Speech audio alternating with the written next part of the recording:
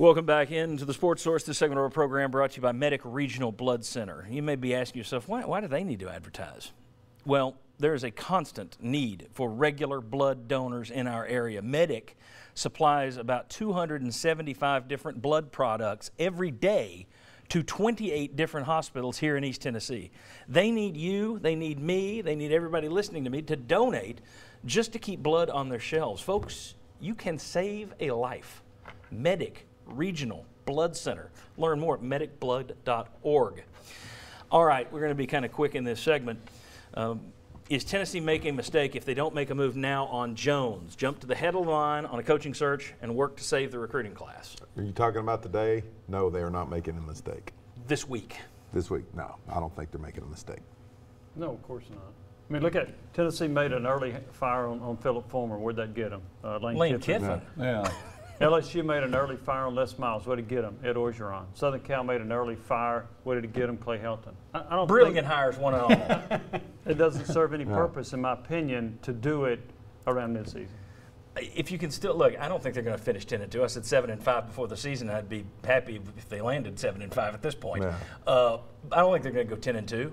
But technically they could. So I don't see an athletic director at the University of Tennessee, based on history, making a move at this stage of the game. I mean, we've asked the question is who takes over. I mean, you still got to address that. The key word to me here is back channels. That's 2 words. But I'm working some back channels here and seeing some options. I think one of the best things, if Butch Jones finishes the season and then decides to go somewhere else. A lot of people, though, are saying, well, what about your recruiting class? You know, you've now got the early signing period and everything. Let me say this. I said this. If you remember, you can go back. Our shows are online. I said it at the time when everybody was saying, we've got to save the recruiting class. I said, for God's sakes, don't rush and make a hire like a Derek Dooley. The dumbest. I said You and I disagree. Because I said, go ahead and get the coach, save the recruiting class, and you went the other way. So, yes. A good coach, well, if you get a good one, he's there for 15 years. One recruiting class, take the washouts out. You're talking 10 players that people will remember 20 years from now. The dumbest words in all of sports. Save the recruiting class. Yeah. Find a good coach. That's number one. All right. As of today, if you're the Magic 8 Ball and I ask you if Butch Jones survives the season as UT's head coach, would you respond signs point to yes, or my reply is no? Chuck? No. I just don't That's see not what the enough 8 Ball in the says. direction of the program. And I think the players are losing confidence in what you're trying to do offensively. The more you lose, the more fans boo them. I think the more you get those kind of schisms. Yeah. So I think that could happen. Who am I sitting next to? Chuck. Doubtful.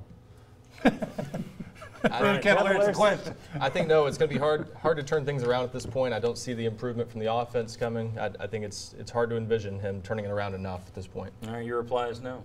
What I was going to say earlier in the first segment, When I had to stop you. lose to South Carolina, lose to Alabama, I think you make a change.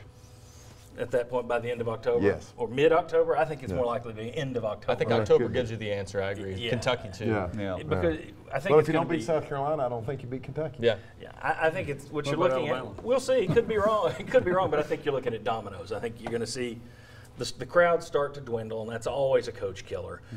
Because when the crowds dwindle, then you got all those business owners down there. A lot of them give money. They're not going to be happy that they're losing business. UT will be losing concession money. They're going to be losing parking.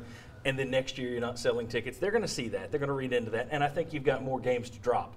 And just to remind you, Alabama, since November 5th of last year, they've beaten 5 SEC teams by an average of 45 points. I don't think what happens in Alabama is going to help Butch Jones either. All right, so I agree with you guys. I don't think he survives the season. We'll see. All right, how did we get here? How are we here again? How many years do we have to go through this at the University of Tennessee? How are we here again? We'll discuss that. Come on back.